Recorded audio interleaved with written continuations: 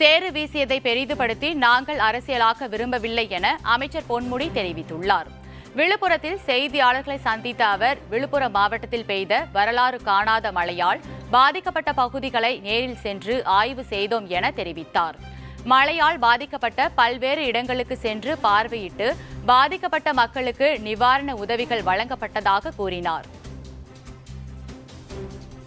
அதை ட்விட்டர் யார் அடித்ததுன்னு உங்களுக்கு தெரியாத ஒன்றும் கிடையாது. கை கொடுத்து கை வேற கொடுக்குனாங்க. நீங்கள் தான் நம்ம ஃபோட்டோவிலே பார்த்துருப்பாங்க. அவங்க கை கொடுக்குறவங்க தான் அவங்க எல்லாத்தையும் அந்த மாதிரி கை கொடுக்குனாங்க. அது நாங்கள் மாவட்ட ஆட்சியர் எல்லோரும் இங்கே நம்ம மாவட்ட நிர்வாகி நம்ம கௌதம் சிகாமணி எல்லோரும் தான் நாங்கள் இங்கே இருந்தோம். எல்லார் மேலேயும் அவங்க பின்னாலேருந்து காரை விட்டு இறங்கலன்னே ஒரு தொலைக்காட்சியில் பேசுகிறாங்க. எந்த தொலைக்காட்சி நாங்கள் இறங்கி பேச அரை மணி நேரத்துக்கு மேலே அங்கே பேசி அந்த உள்ளெல்லாம் போய் பார்த்துட்டு வந்தோம்.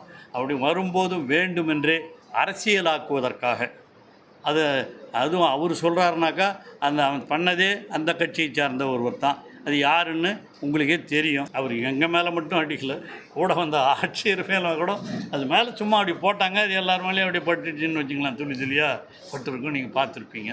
அது எந்த கட்சின்னு உங்களுக்கு தெரியும். அந்த அரசியல் ரீதியாக நான் அதெல்லாம் பேர்லாம் சொல்லி